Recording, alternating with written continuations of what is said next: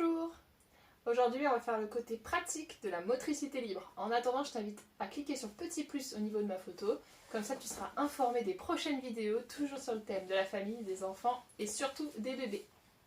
Donc aujourd'hui on se retrouve dans la chambre de ma fille, je lui ai installé un bel espace de motricité, un super tapis et des meubles bas. Donc ça, tout ce qui est meubles bas, je vous en reparlerai plus tard. Pour l'instant on va se concentrer sur là où en est ma fille dans ses étapes de motricité, donc sur le dos, sur les tapis.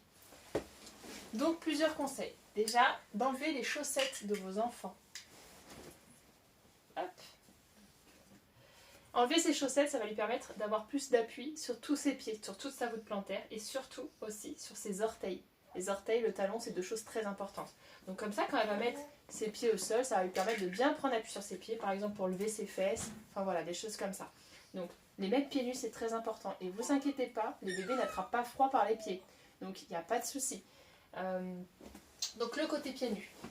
Des vêtements confortables. Il faut vraiment que les enfants soient à l'aise dans leurs mouvements, elles puissent plier ses jambes, les retendre, basculer sur le côté. Il faut vraiment qu'elles soient à l'aise dans ses mouvements. Oui, du coup elle essaie de causer. Et donc pareil en haut, voilà, des vêtements souples.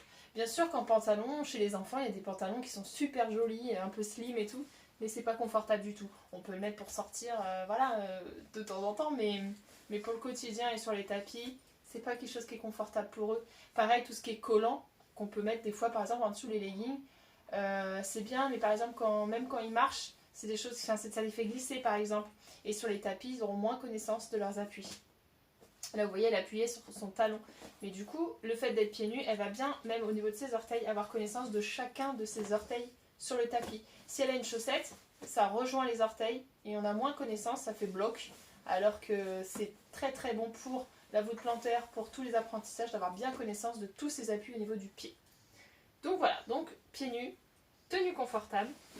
Autour d'elle, vous voyez là, elle vient de lever les fesses.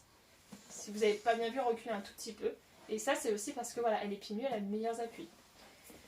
Autour d'elle, j'ai mis plein de petits jeux. J'ai fait exprès de ne pas lui coller près d'elle. Il faut qu'elle ait envie. Alors bien sûr qu'elle peut avoir des jeux. Là, celui-là, elle pourrait le prendre tranquillement. Un anneau de dentition. Il faut qu'elle ait l'envie d'aller le chercher, ce jeu. C'est comme ça qu'elle va avoir l'envie et qu'elle va finir par se retourner pour aller chercher, tendre la main et aller chercher ce jeu dont elle a envie. Bien sûr, si elle s'énerve, je lui donnerai. Là, vous voyez, comme elle appuie sur ses pieds, elle recule en même temps. Elle est plus exactement à l'endroit où je l'ai posée. Et ça, c'est génial aussi. Bon, elle recule de cette bouteille sensorielle qui lui plaît beaucoup. Mais elle se rapproche d'autre chose.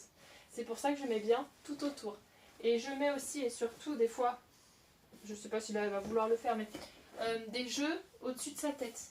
Parce qu'en fait, le fait de mettre sa tête en arrière comme ça, vous voyez, automatiquement, quand on le fait, ça met le buste en avant. Et hop, ça facilite le retournement sur le ventre. Donc voilà, et bien souvent, quand je la mets au sol comme ça, après on va voir qu'elle va faire comme j'appelle ça le pendule. Là, elle a la tête vers le meuble. Si je la laisse encore après, là, elle va sûrement se retrouver dans l'autre sens, parce qu'à force de bouger ses pieds, tout ça, hop, ça la fait tourner. Et ensuite, autre conseil que je pourrais vous donner là, c'est le tapis. Le tapis, il faut... Alors, comme ils sont tout petits, on a parlé avec certaines personnes dans les commentaires sur la vidéo sur la motricité libre, là, côté un peu théorie. Quand c'est tout petit, c'est bien qu'ils soient un peu cocooning, donc du tissu, c'est très bien. Par contre, quand ils commencent à avoir quelques mois et qu'ils commencent à bouger, si c'était du tissu, ça glisserait tout le temps, elle serait... Voilà. Il faut qu'après, ils aient des appuis un peu quand même sur le tapis, donc à la fois ferme, sans être trop dur. Voilà, celui-là, il a une très bonne densité, il est vraiment top. Et facile à nettoyer, je vous conseille aussi parce que forcément les petites régurgitations, les bavouilles, tout ça sur le tapis, ça peut très très vite aller. Donc voilà, moi je pense que j'ai fait le tour des petits conseils que je peux vous apporter. J'ai mis aussi contre le mur, on ne le voit pas, hop, hop, un petit livre en tissu comme ça. Ça peut être des choses voilà, qu'elle va regarder. Hop, et qui peuvent être intéressants après pour elle, pour pareil, aller sur le côté. Donc voilà, mais c'est vraiment cette bouteille sensorielle qui lui plaît depuis tout à l'heure. Mais vous voyez finalement, sa main s'en approche. Donc faites-leur confiance, laissez-les vraiment sur les tapis et observez-les. Je trouve ça très important de les observer. Quand on les observe, on se rend compte de plein de petites choses qu'ils font. Vous voyez quand je vous ai dit que, voilà, que je voyais qu'elle avait mis ses talons aux pieds, hop, elle a soulevé ses fesses. Ça peut nous paraître tout bête, mais mine de rien, elle fait ses muscles, elle fait plein de choses comme ça. Et vous voyez, elle commence à tourner là, de ce que je vous ai dit.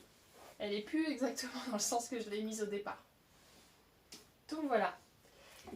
Si vous avez des questions, toujours pareil en commentaire. Et puis je continuerai parce que sur la motricité libre, il y a plein d'autres conseils à aborder.